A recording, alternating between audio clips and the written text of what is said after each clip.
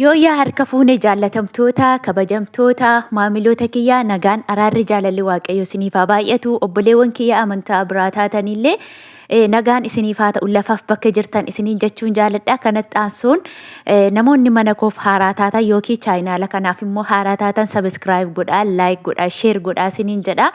Waa'ee sharafa guyyaa har'aa ilaalchisee egaa akkuma beekamu guyyaan har'aa Noovembarii 13 baatii 11 2000 digdamii shan jechuudha. Guyyaa kaleessaa sharafni sababa sharafni eegamaa jiru yookiin immoo akkaataa sharafa irratti of eeggachuu qabdanii isinitti himeetiin ture jechuudha.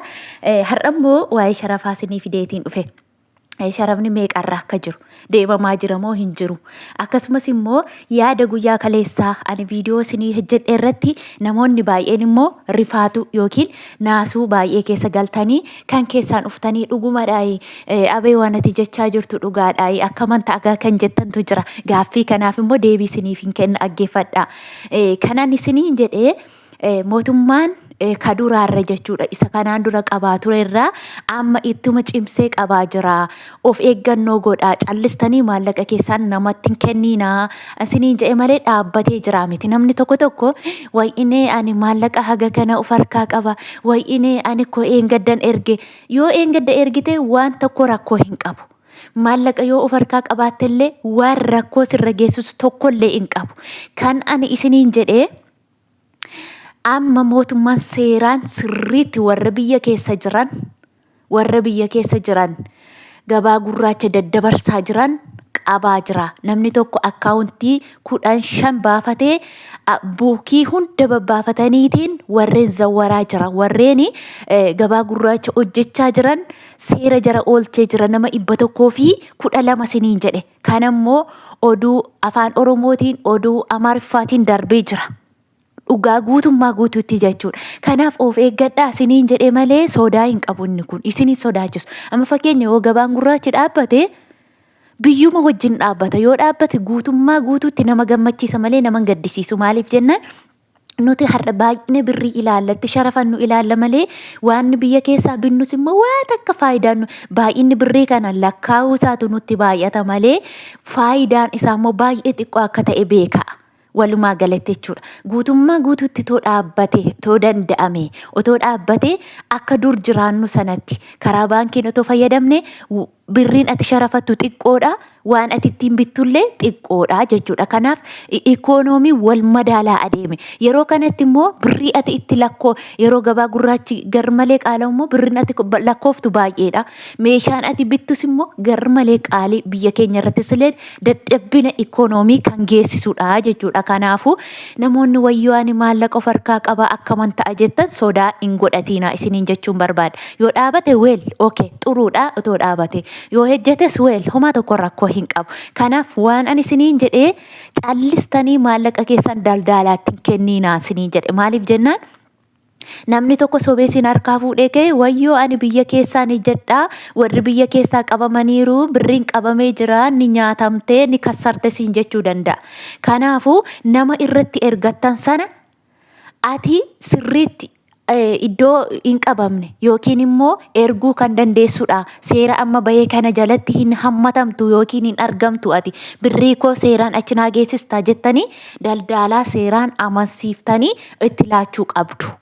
Siniif haa galu. Hanga amansiistanitti namni kun eessa jira? Biyya kam keessa taa'ee hojjeta? Maal fakkaata? Maallaqni koo harkatti yoo qabame naa deebisa moo naaf hin deebisu jettanii itti yaaduu qabdu. Namoonni as keessa hattoota baay'eetu jira waan ta'eef sobanii ani koo biyya keessaa hojjedha siin jechuu danda'u. Ani nama biyyaa wajjiniin jechuu danda'u. Akkiitti namni tokko immoo kan of hin dandeenye nama 2-3 ta'anii daldaluu danda'u. Biyya keessas taa'anii as keessas taa'anii waliin daldaluu danda'u isiniin jedheera. Inni biyya keessaa yoo qabame akkaawuntiin isaa ni qabama. Birriin irratti yoo qabame inni asii immoo eessaa fidee sii laata? Birrii isatti ergeera taana iddoorraa fidee sii laatu hin qabu waan ta'eef maal jedhare nyaatamnee siin jedhee si kaaduu danda'a jechuudha. Kanaaf ati asirraa naa dabarsuu dandeessaa. Namoonni tokko akkaawuntii biyyaa qabu as ta'a. ka'anii amma moobaayil baankii sii dabarsu jechuudha. Isaan akka kanatti yoo ta'e birrii kee yoo itti laatatte rakkoo tokko illee hin qabu. Yoo immoo of harka kaawwatte illee baankii deemtee maallaqa kee yoo ergatte illee rakkoo tokko illee hin qabu jechuudha. Kanaaf isin naasisuu hin danda'u. Yaani isin hin naasisu walumaa galatti jechuudha. Amma gara sharafa keenya guyyaa har'aa ittiin sharafni ooleetti immoo hin galla jechuudha. Sharafni guyyaa har'aa maalirra akka jiru waliin ilaalla jechuudha. Tokkoffaa irratti yoon isinii jalqabu Indiyaan ruuppiin tokko guyyaa har'aa karaa gabaa gurraachaatiin 1.80 oolee jira. Akkasuma Israa'el shiqil tokko karaa gabaa gurraachaatiin 54.33 oolee jira. Inni itti aanu Yemen riyaalli tokko karaa gabaa gurraachaatiin 0.64 oolee jira. Akkasuma Bahrein diinaarri tokko karaa gabaa gurraachaatiin guyyaa har'aa 474.77 oolee jira. Inni itti aanu Joordaan diinaarri tokko karaa gabaa gurraachaatiin 252.79 oolee jira. Akkasuma Kaatar riyaalli tokko karaa gabaa gurraachaatiin 47.79 oolee jira. Akkasuma Oomaan riyaalli tokko karaa gabaa gurraachaatiin 465.21 oolee jira. Inni itti aanu Kuweet diinaaridha. Kuweet diinaarri tokko guyyaa har'aa karaa gabaa gurraachaatiin 583.27 oolee jira. Karaa baankiidhaan immoo Kuweet diinaarri tokko 478.11 oolee jira. Akkasuma Saudi Arabiyaa riyaalidha. Saudi Arabiyaa riyaalli tokko karaa gabaa gurraachaatiin guyyaa har'aa 47.76 oolee jira jechuudha. Egaa warreen Saudi Arabiyaa jirtanii guyyaan kaleessaaf guyyaan har'aa sharafni tokkumarra jira jechuudha. Saantiba yoo baay'ate saantiba tokkittee hir'isee jira jechuun saantimni tokko garaagarummaa hin qabu. Namoonni maallaqni keessan guddaa yookiin immoo abbaa ibbaa jedhamee namni 5,000 6,000 qabdan jechuudha. Yeroo kanatti 23 galee jira jechuudha. Namoonni maallaqni keessan xiqqishuu taate immoo 23 fi adiitti hin jira jechuudha. Kana jechuun 23 jechuun riyaalli Saudi Arabiyaa tokkoon isaa birrii Itoophiyaa 45 23 fi adiin immoo riyaalli Saudii guyyaa har'aa tokkoon ishee birrii Itoophiyaatti 43 fi adii yookiin 43 kan jedhanis ni jiru jechuudha. Akkasuma immoo mashwaara yookiin taaskii immoo namni kamiyyuu birrii guddaas ergi birrii xiqqoos ergi walqixuma 50 kaffaltaa jechuudha. Akkasuma egaa karaa baankiidhaan immoo Saudi Arabiyaa riyaalli tokko 39.88 oolee jira. Egaa 40 guutuuf innillee saantiba 12 malee inni hir'isne jechuudha. Inni itti aanu Dubaay diraamidha. Dubaay diraamni tokko karaa gabaa gurraachaatiin guyyaa har'aa 48.77 oolee jira. Guyyaan kaleessaaf guyyaan har'aa saantiba tokko hin daballee hin qannasnellee Dubaay illee kaleessallee akkasuma jechuudha. Akkasuma karaa baankiidhaan immoo Dubaay diraamni tokko 40.72 oolee jira. Inni itti aanu Turkii riileedha. Turkii riileen tokko karaa gabaa gurraachaatiin guyyaa har'aa 4.23 oolee jira. Akkasuma Chaayinaa hewaan tokko karaa gabaa gurraachaatiin 25.21 oolee jira. Karaa baankiidhaan immoo Chaayinaa hewaan tokko 20.61 oolee jira jechuudha. Inni itti aanu Awustiraaliyaa doolaaridha. Awustiraaliyaa doolaarri tokko karaa gabaa gurraachaatiin guyyaa har'aa 117.30 oolee jira. Karaa baankiidhaan immoo Awustiraaliyaa doolaarri tokko 96.29 oolee jira jechuudha. Akkasuma inni itti aanu immoo Kanaadaa doolaaridha. Kanaadaa doolaarri tokko karaa gabaa gurraachaatiin 127.76 oolee jira.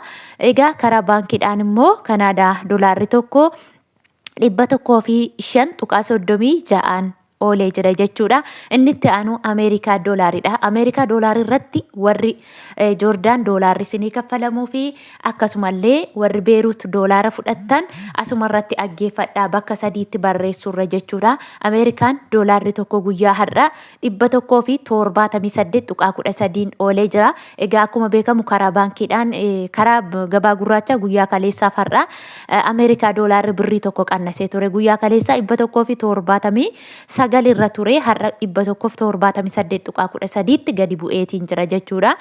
Karaa baankiidhaan immoo Amerikaan doolaarri tokko 149.56 oolee jira.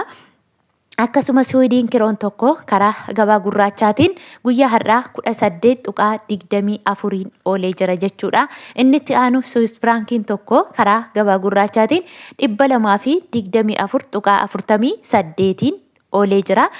Karaa baankiidhaan immoo Swiss frankiin tokko 182.49 oolee jira. Akkasuma paawundi sterlingiin tokko karaa gabaa gurraachaatiin 235.17 oolee jira. Karaa baankiidhaan immoo paawundi sterlingiin tokko 179.48 oolee jira jechuudha. Inni itti aanu yuuroodha. Yuuroon tokko karaa gabaa gurraachaatiin guyyaa har'aa 207.42 oolee jira. Karaa baankiidhaan immoo yuuroon tokko 172.91 oolee jira jechuudha. Egaa viidiyoon koo ani guyyaa har'aa isinii qabadhee dhufe kana fakkaata jechuudha. Namoonni viidiyoon koo isinitti tole immoo laayikii godhaa, na jajjabeessaa, odeeffannoo infoormeeshinii adda addaa akka kanatti akkan isin biraan geessisu akka hamilee naa taatanii na jajjabeessitan abdiin qaba jechuudha. Turtii biraan walitti deebina, nagaan naa tura.